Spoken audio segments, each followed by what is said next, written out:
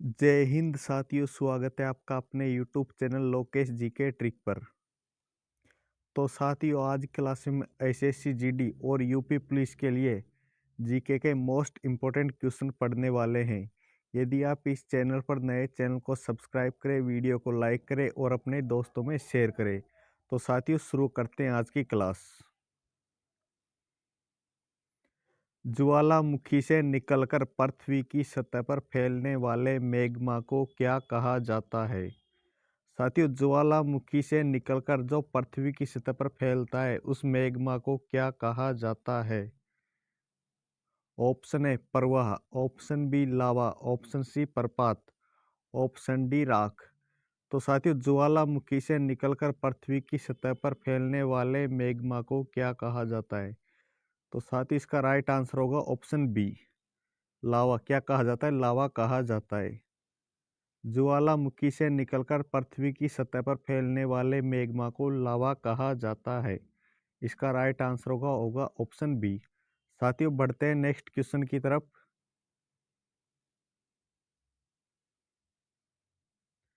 निम्नलिखित में से कौन सी भारत में मीठे पानी की झील नहीं है? साथियों, निम्न में से कौन सी जो भारत में मीठे पानी की झील नहीं है? ऑप्शन ए लोकटक झील, ऑप्शन बी सांबर झील, ऑप्शन सी बड़ा पानी झील, ऑप्शन डी भीमताल झील। तो साथियों, निम्नलिखित में से कौन सी भारत में मीठे पानी की झील नहीं है? तो साथियों, इसका राइट आंसर होगा ऑप्शन बी सांबर। सांबर क्या है? मीठे पानी की झील नहीं है। बाकी लोकटक, बड़ा पानी, भीमताल ये मीठे पानी की झीलें हैं और इस सांबर ये जो है मीठे पानी की झील नहीं है। तो साथियों, निम्नलिखित में से कौन सी भारत में मीठे पानी की झील नहीं है? तो इसका राइट आंसर होगा ऑप्शन बी सांबर झील। साथियों, बढ़ते हैं नेक्स्ट क्वेश्चन की तरफ।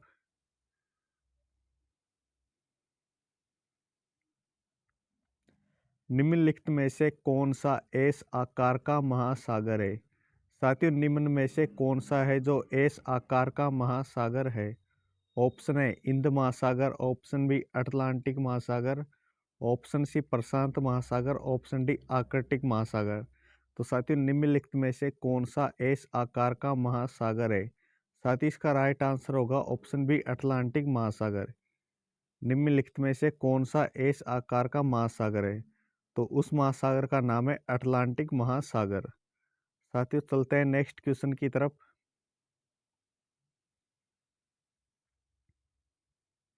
विश्व के जल संसाधनों में भारत का कितना प्रतिशत अंश है? साथियों, जो विश्व के जल संसाधनों में भारत का कितना प्रतिशत अंश है? ऑप्शन है 8%, option B 15%, option C 10%, option D 4%। तो साथियों, विश्व के जल संसाधनों में भारत का कितना प्रतिशत अंश है? साथियों, इसका राइट आंसर होगा ऑप्शन डी 4% है। कितना प्रतिशत साथियों? 4% है। विश्व के जल संसाधनों में भारत का कितना प्रतिशत अंश है? तो वो है 4%। इसका राइट आंसर होगा ऑप्शन डी। इसका राइट आंसर होगा ऑप्शन डी। साथियों, बढ़ते हैं नेक्स्ट क्वेश्चन की तरफ। भारत में पहला सीमेंट संयंत्र किस वर्ष में स्थापित किया गया था? साथियों, भारत में पहला सीमेंट संयंत्र किस वर्ष में स्थापित किया गया था? ऑप्शन है 1974 में, ऑप्शन बी 2014 में, ऑप्शन सी 2004 में, ऑप्शन डी 1904 में। तो साथियों, जो भारत में पहला सीमेंट संयंत्र किस वर्ष में स्थापित किया गया था? तो इसका राइट आंसर होगा ऑप्शन डी 1904 में।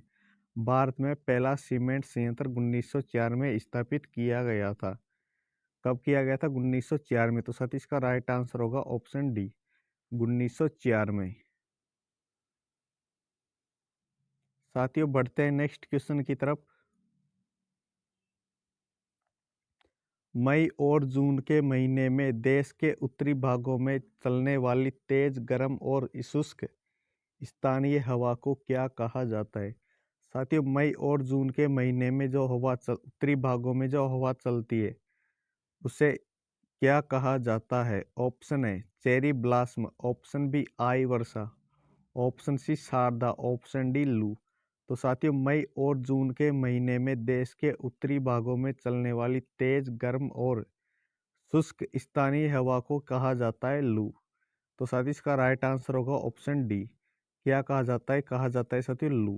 इसका राइट आंसर होगा ऑप्शन डी। साथियों बढ़ते हैं नेक्स्ट क्वेश्चन की तरफ।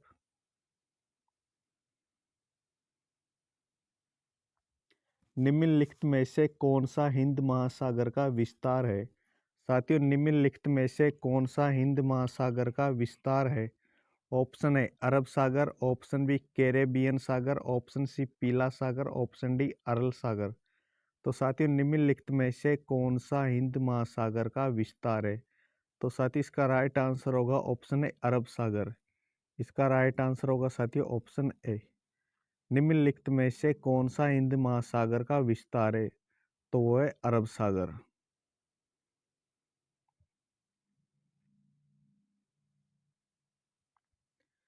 कौन सी अक्षांश रेखा भारत के मध्य से होकर गुजरती है जो देश की जलवायु को प्रभावित करती है।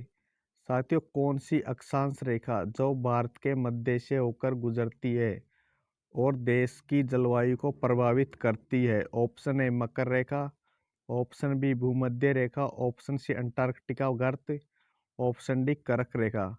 तो साथियों कौन सी अक्षांश रेखा भारत के मध्य से होकर गुजरती है जो देश की जलवायु को प्रभावित करती है। तो साथियों इसका आंसर होगा ऑप्शन डी कर्क रेखा। इसका आंसर होगा ऑप्शन डी कर्क रेखा। कौन सी अक्षांश रेखा है जो भारत के मध्य से होकर गुजरती है जो देश की जलवायु को प्रभावित करती है। उस रेखा का नाम है कर्क रेखा।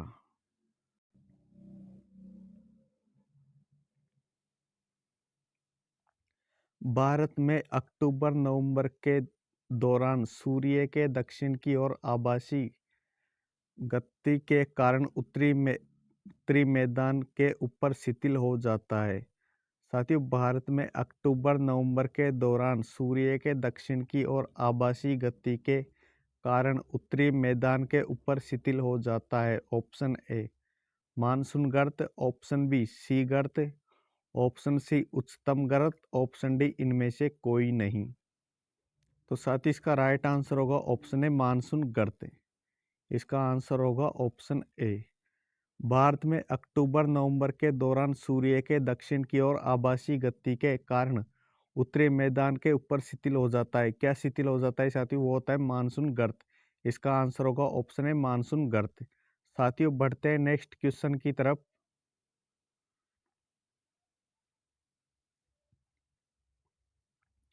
निम्नलिखित में से भारत में कौन सा गैर पारंपरिक ऊर्जा स्रोत उपलब्ध है। साथियों निम्नलिखित में से कौन सा गैर पारंपरिक ऊर्जा स्रोत उपलब्ध है। ऑप्शन ए ज्वारीय पवन और सौर ऊर्जा, ऑप्शन बी केवल ज्वारीय ऊर्जा, ऑप्शन सी केवल सौर ऊर्जा, ऑप्शन डी केवल सौर ऊर्जा और पवन ऊर्जा। तो साथियों निम्नलिखित में से भारत में कौन सा गैर पारंपरिक ऊर्जा स्रोत उपलब्ध है। तो साथियों इसका आंसर होगा ऑप्शन ए ज्वारीय पवन ऊर्जा और सौर ऊर्जा। इसका आंसर होगा ऑप्शन ए। निम्नलिखित में से कौन सा गैर पारंपरिक ऊर्जा स्रोत उपलब्ध है। तो वह है ज्वारीय पवन ऊर्जा और सौर ऊर्जा।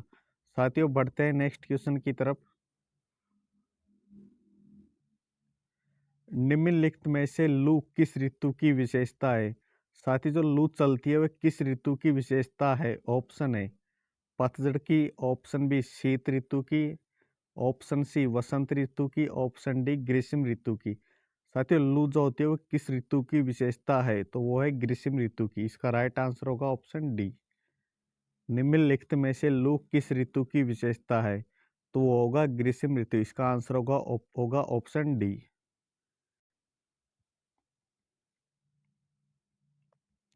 निम्नलिखित में से कौन सा भारतीय राज्य चीन के साथ अपनी सीमा साझा नहीं करता है। साथियों निम्नलिखित में से कौन सा राज्य चीन के साथ अपनी सीमा साझा नहीं करता है।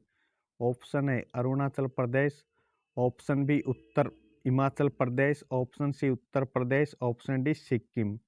तो साथियों निम्नलिखित में से कौन सा भारतीय राज्य चीन के साथ अपनी सीमा साझा नहीं करता है। तो इसका आंसर होगा ऑप्शन सी उत्तर प्रदेश जो है चीन के साथ अपनी सीमा साझा नहीं करता। इसका आंसर होगा ऑप्शन सी, उत्तर प्रदेश। साथियों, बढ़ते हैं नेक्स्ट क्वेश्चन की तरफ। निम्नलिखित में से कौन सा त्योहार अगस्त सितंबर में फसल की कटाई के मौसम में मनाया जाता है?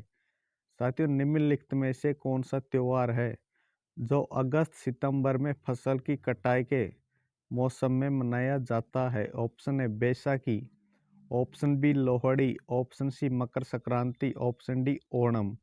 तो साथियों, निम्नलिखित में से कौन सा त्योहार अगस्त सितंबर में फसल की कटाई के मौसम में मनाया जाता है? तो इसका आंसर होगा ऑप्शन डी ओणम।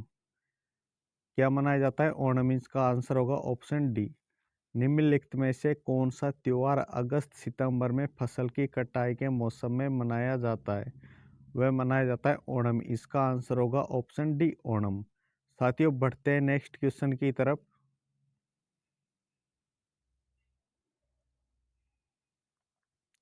मेघालय की कौन सी पहाड़ियों में सर्वाधिक वर्षा होती है? साथियों, जो मेघालय की पहाड़ियाँ है उसमें सर्वाधिक वर्षा कहाँ होती है? ऑप्शन ए नीलगिरी में, option B Shivalik, option C Khasi पहाड़ियाँ, ऑप्शन डी अरावली। तो साथियों, मेघालय की कौन सी पहाड़ियों में सर्वाधिक वर्षा होती है? तो साथियों, इसका राइट आंसर होगा ऑप्शन सी, खासी पहाड़ियाँ में। इसका आंसर होगा ऑप्शन सी।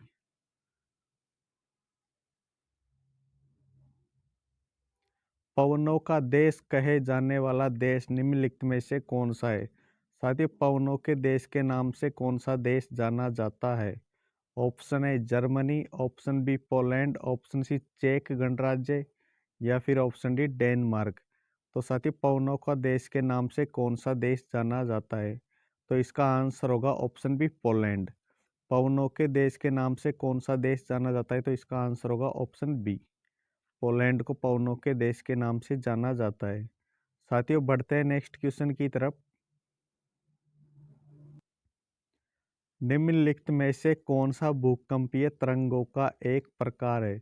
साथियों, निम्नलिखित में से कौन सा भूकंपीय तरंगों का एक प्रकार माना गया है? ऑप्शन है बी तरंग, ऑप्शन ऑप्शन बी पी तरंग, ऑप्शन सी डी तरंग, ऑप्शन डी सी तरंग। तो साथियों, निम्नलिखित में से कौन सा भूकंपीय तरंगों का एक प्रकार है? तो इसका आंसर होगा ऑप्शन बी पी तरंग। पी तरंग जो है भूकंपीय तरंगों का एक प्रकार है। इसका आंसर होगा ऑप्शन बी, पी तरंग। साथियों, बढ़ते हैं नेक्स्ट क्वेश्चन की तरफ।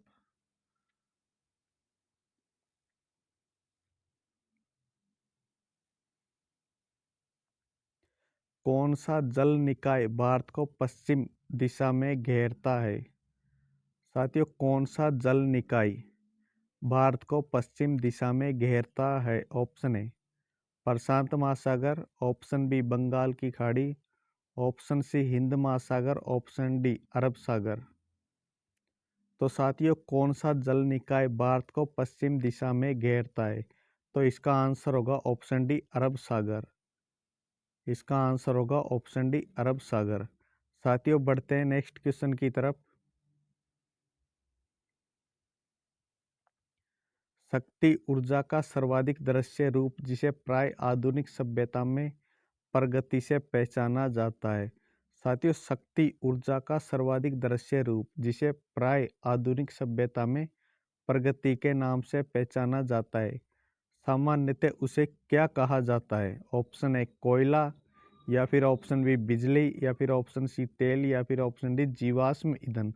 साथियों, शक्ति ऊर्जा का सर्वाधिक दृश्य रूप जिसे प्राय आधुनिक सभ्यता में प्रगति से पहचाना जाता है, उसे सामान्यतः क्या कहा जाता है? तो साथियों, उसे कहा जाता है बिजली। इसका आंसर होगा ऑप्शन बी। क्या नाम से जाना जाता है? उसे जाना जाता है बिजली। इसका आंसर होगा ऑप्शन बी। साथियों, बढ़ते हैं नेक्स्ट क्वेश्चन की तरफ। निम्नलिखित में से कौन सी नदी अरब सागर में गिरती है? साथियों, निम्नलिखित में से कौन सी नदी है जो अरब सागर में गिरती है? Option A Ganga, option B Krishna, option C Narmada, या फिर ऑप्शन डी महानदी। साथियों, निम्नलिखित में से कौन सी नदी अरब सागर में गिरती है? तो इसका आंसर होगा ऑप्शन सी नर्मदा नदी जो है अरब सागर में गिरती है। इसका आंसर होगा ऑप्शन सी। निम्नलिखित में से कौन सी नदी अरब सागर में गिरती है? तो उस नदी का नाम है नर्मदा नदी। साथियों, बढ़ते हैं नेक्स्ट क्वेश्चन की तरफ। निम्नलिखित में से उस स्थान को पहचानिए जहां उष्णकटिबंधीय तूफान उत्पन्न होते हैं। साथियों, निम्नलिखित में से उस स्थान को पहचानिए जहां पर उष्णकटिबंधीय तूफान उत्पन्न होते हैं। ऑप्शन ए प्रशांत महासागर में, ऑप्शन बी आर्कटिक महासागर में, ऑप्शन सी अरब सागर और प्रशांत महासागर में, ऑप्शन डी बंगाल की खाड़ी और हिंद महासागर में। साथियों, निम्नलिखित में से उस स्थान को पहचानिए जहां उष्णकटिबंधीय तूफान उत्पन्न होते हैं। तो साथियों, वह स्थान है बंगाल की खाड़ी और हिंद महासागर। इसका आंसर होगा ऑप्शन डी बंगाल की खाड़ी और हिंद महासागर, जहां पर उष्णकटिबंधीय तूफान उत्पन्न होते हैं। साथियों, बढ़ते हैं नेक्स्ट क्वेश्चन की तरफ।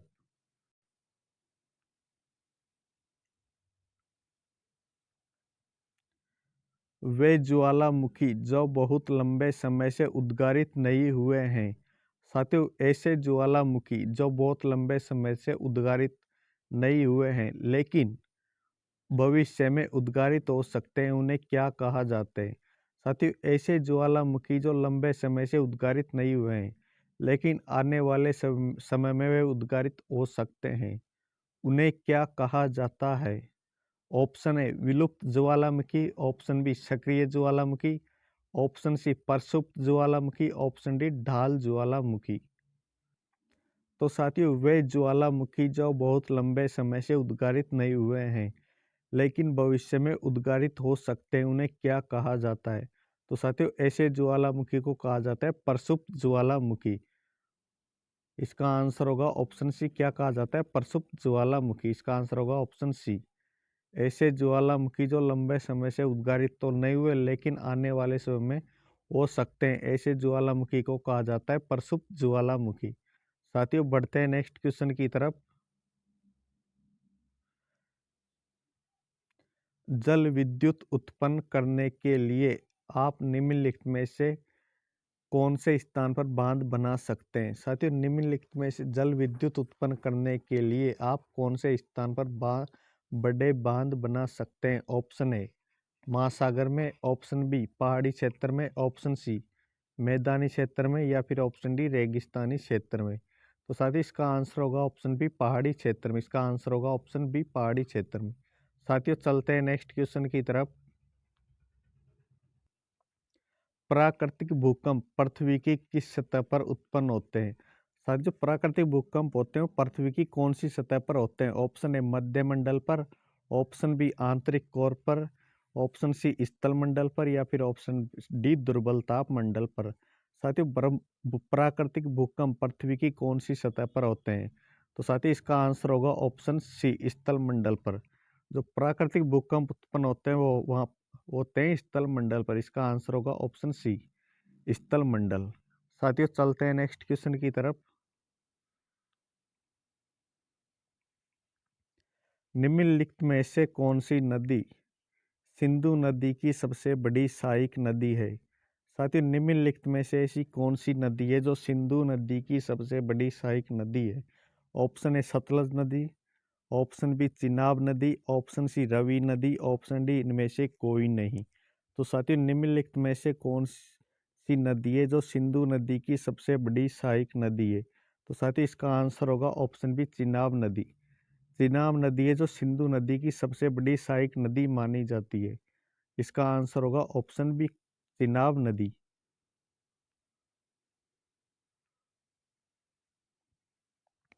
रबी फसलों की खेती में निम्न में से क्या सहायक होता है? सर, जो रबी की फसलों की खेती होती है उनमें निम्न में से क्या सहायक होता है? ऑप्शन है उत्तरी पश्चिमी पवने, ऑप्शन बी महावट, ऑप्शन सी दक्षिणी पूर्वी व्यापारिक पवने, या फिर ऑप्शन डी पश्चिमी धाराएं। सर, जो रबी की फसलें होती है उनमें निम्न में से क्या सहायक होता है? ऑप्शन तो इसका आंसर होगा ऑप्शन बी महावट। इसका आंसर होगा ऑप्शन बी महावट सहायक होता है।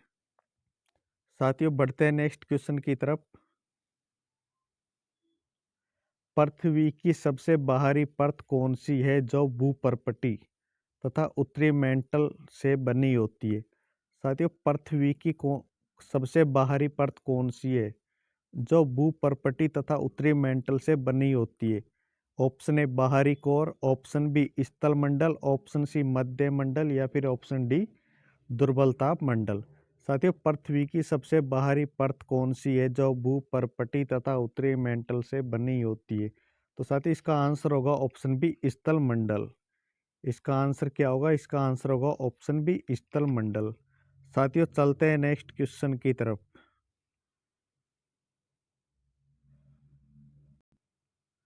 निम्नलिखित में से कौन सा कृषि उत्पाद है? साथियों, निम्न में से कौन सा जो कृषि उत्पाद है? ऑप्शन है फसलें, ऑप्शन बी हवा, option C machine, option D पानी। तो साथियों, निम्नलिखित में से कौन सा कृषि उत्पाद है? तो साथियों, इसका आंसर आप मुझे कमेंट करके बताइए। निम्नलिखित में से कौन सा कृषि उत्पाद है? तो इसका आंसर होगा ऑप्शन है फसलें। इसका आंसर होगा ऑप्शन है फसलें। साथियों, चलते हैं नेक्स्ट क्वेश्चन की तरफ।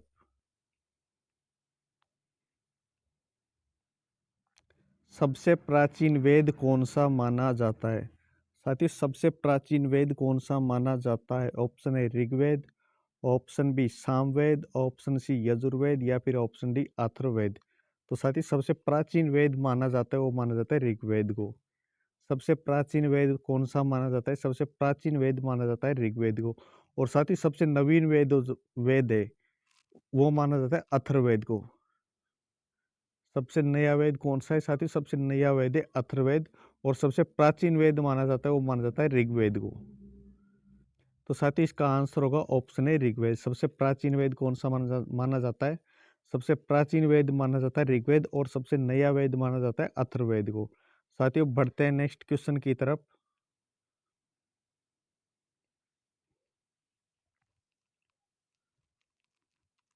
पश्चिम बंगाल किस देश के साथ अपनी लंबी सीमा साझा करता है?